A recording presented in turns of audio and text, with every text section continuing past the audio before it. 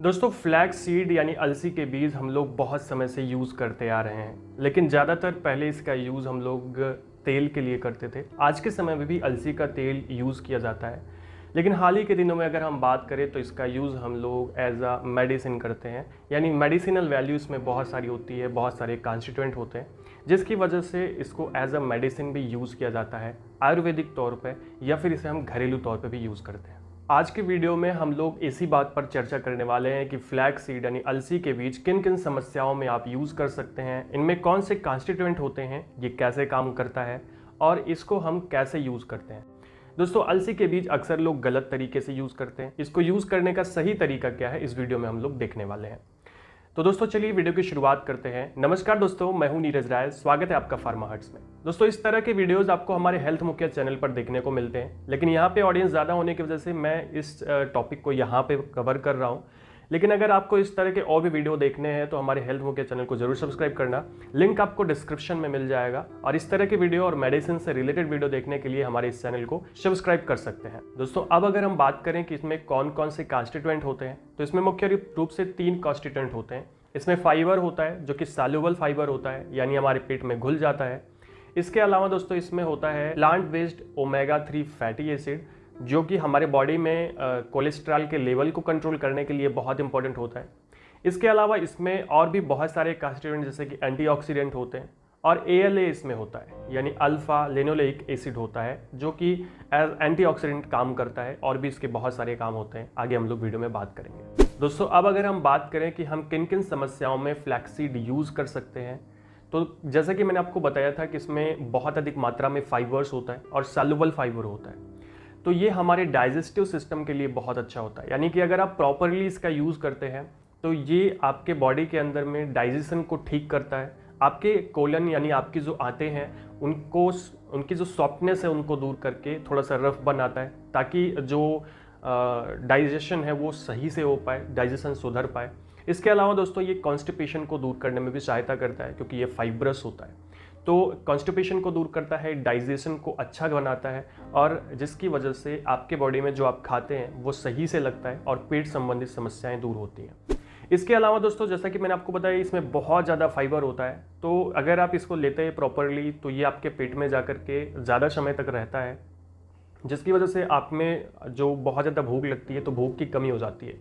भूख की कमी होने का फ़ायदा क्या है, आप ज़्यादा इधर उधर की चीज़ें नहीं खाएंगे, आप ज़्यादा खाना नहीं खाएंगे। तो ऐसे लोग जिनको वेट लॉस करना है उनके लिए ये रामबाण होता है, क्योंकि वेट लॉस करने में अगर आप फाइब्रस फूड लेते हैं, इस तरह के फूड लेते हैं, तो आप में एक तो डाइजेशन सही होता है, दूसरी बात आपको भूख कम लगती है और आप प्रॉपरली आसानी से वेट लॉस कर पाते हैं। इन सभी के अलावा दोस्तों इसमें ओमेगा 3 फैटी एसिड होता है, जो आपकी बॉडी के अंदर में कोलेस्ट्रॉल के लेवल को कम करने के लिए बहुत अच्छा काम करता है। यानी ये आपके बॉडी के अंदर में LDL की मात्रा को कम करके HDL की मात्रा को बढ़ाता है, जिसकी वजह से हार्ट डिजीज़ या फिर इस तरह की आर्टरीज की डिजीज़ और भी बहुत सारी समस्याएं जो कोलेस्ट्रॉल की वजह से होती हैं वो दूर होती हैं। इन सभी के अलावा दोस्तों इसके अंदर में कुछ ऐसी चीज़ें भी होती हैं जो एज ए एंटीऑक्सीडेंट काम करती हैं। यानी 800 से ज़्यादा एंटीऑक्सीडेंट आपके फ्लैक्स सीड में होते हैं, जिसकी वजह से अलग अलग प्रकार के कैंसर में, खास करके महिलाओं के कैंसर जैसे ब्रेस्ट कैंसर की प्रॉब्लम है, या फिर यूटेरस का कैंसर है, या फिर पुरुषों में प्रोस्टेट का कैंसर है, तो उन सभी जगहों पर इसका यूज़ किया जाता है। इसके अलावा दोस्तों इसको कैंसर के हम लोग कोलन कैंसर में भी यूज़ कर सकते हैं। तो इन सभी कैंसर को प्रिवेंट करने के लिए, क्योंकि इसमें एंटीऑक्सीडेंट होता है, और ये एंटीऑक्सीडेंट आपके बॉडी के अंदर से जो ये प्रॉब्लम्स होती हैं, जैसे कि जो कैंसर सेल्स होती हैं उनको ख़त्म करने में सहायता करता है, उनको कंट्रोल करने में सहायता करता है। इन सभी के अलावा दोस्तों फ्लैक्सीड एक और समस्या में यूज़ होता है, जो कि है डायबिटीज़, क्योंकि ये इंसुलिन को एक्टिव करता है, उसकी सेंसिटिविटी को बढ़ाता है, जिसकी वजह से आप में जो इसकी समस्या है डायबिटीज़ की, वो कंट्रोल में आती है। दोस्तों इन सभी के अलावा मैं आपको एक बात बता दूँ कि ये सारे काम तो इसके होते हैं, लेकिन ये कोई मैजिक की तरह काम नहीं करती, कोई मैजिक मेडिसिन नहीं है कि आपने बस खाया और आप ठीक हो गए। आपको कंटिन्यूसली इसे लेना पड़ेगा एज अ डाइटरी प्लान। एक प्लान बना के आपको खाना पड़ेगा लगातार, तब जाके इसका असर आपके बॉडी के ऊपर दिखाई पड़ेगा। ऐसे 1-2 दिन में या 1-2 हफ्ते में, 1-2 महीने में इसका कोई असर नहीं दिखाई पड़ता।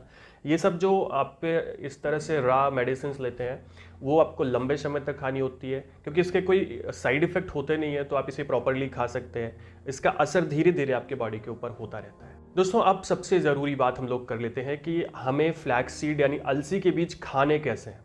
कई बार हम लोग गलती करते हैं, हम लोग डायरेक्टली खा लेते हैं और डायरेक्टली खाना बहुत नुकसानदेह हो सकता है। एक्चुअली इसका कोई फ़ायदा भी आपको नहीं मिलेगा, क्योंकि जो अलसी के बीज होते हैं आप देखोगे ऊपर से बहुत ज़्यादा चिकना होता है, और जब आप हम उसे लेते हैं तो उसका डाइजेशन होता नहीं है और वो ऐसे साबुत वो शरीर से बाहर आ जाएगा, निकल जाएगा। तो ऐसे में फिर क्या है, उसका कोई असर हमारी बॉडी के ऊपर नहीं दिखाई पड़ेगा। इस वजह से इसको सही तरीके से लेना बहुत ज़रूरी है। इसको लेने का क्या तरीका है दोस्तों, सबसे पहले आप ले लीजिए कच्ची अलसी और फिर उसे 5 से 10 मिनट के लिए रोस्ट कर लीजिए। मार्केट में रोस्टेड भी आती है, आप रोस्टेड भी डायरेक्टली ले सकते हैं। और उसके बाद उसे अच्छे से ग्राइंड कर लीजिए, पीस लीजिए, और पीस करके आप उसे पाउडर बना लेंगे। ठीक है, देखो पाउडर के फॉर्म में भी आती है, लेकिन अगर आप खुद से ये काम करते हो तो वो ज़्यादा अच्छी होती है, क्योंकि उसमें मिलावट नहीं होगी। तो आप अच्छे से उसको ग्राइंड करके आप पाउडर बना लीजिए, और इस पाउडर को अच्छे से स्टोर करने के लिए आप इसे कांच के बर्तन में रख सकते हैं। और कोशिश करें कि इसको धूप से दूर रखें, इसे अंधेरे कमरे में रखें, या फिर आप ऐसे जार में रखें जो वाइट ना हो, जो कलर्ड वाला हो, क्योंकि ये सेंसिटिव होता है लाइट के लिए, और बहुत ज़्यादा नमी न लगने पाए उसके लिए भी ये जो थोड़ा सा ये सेंसिटिव होता है ये ख़राब हो जाएगा। अब इस पाउडर को आप यूज़ कर सकते हैं। तो इसकी डोज़ की अगर मैं बात करूँ कि इसकी डोज़ क्या होती है, तो आप इसे 1 से 2 बड़े चम्मच ले सकते हो। 1 चम्मच मतलब करीब 7 ग्राम 1 चम्मच आएगा, और 14 ग्राम तक आप इसे यूज़ कर सकते हो। तो आप इसे बड़े 2 चम्मच यूज़ कर सकते हैं। कैसे यूज़ करना है, तो आप इसे पानी में भिगो कर रख दें 2 से 3 घंटे के लिए, और फिर 2 से 3 घंटे के बाद आप भिगोएंगे जब पानी में तो वो गलेगा नहीं। ठीक है, तो आपको उसको खा लेना है और पानी साथ में पी लेना है। इस तरह से अगर आप लेते हैं तो इसका असर आपके बॉडी के ऊपर दिखाई पड़ेगा। मेनली हम लोग पानी के साथ में ही अलसी लेते हैं, बाकी और दूसरे इंग्रेडिएंट के साथ पे भी ले सकते हैं, लेकिन कोशिश करें कि पानी के साथ में ही खाएं। तो दोस्तों ये था आज का वीडियो, जिसमें हम लोगों ने बात किया अलसी के बीज के फ़ायदे के बारे में और इसे कैसे यूज़ करते हैं। वीडियो आपको अच्छा लगा हो तो चैनल को ज़रूर सब्सक्राइब करिएगा, वीडियो को दोस्तों के पास ज़रूर शेयर करिएगा। मिलते हैं नेक्स्ट वीडियो में। पूरा वीडियो देखने के लिए बहुत बहुत धन्यवाद। हेल्थ मोगिया चैनल अगर अभी तक आपने सब्सक्राइब नहीं किया तो उसको भी एक बार ज़रूर देख लीजिएगा, अच्छा लगेगा तो सब्सक्राइब कर सकते हो।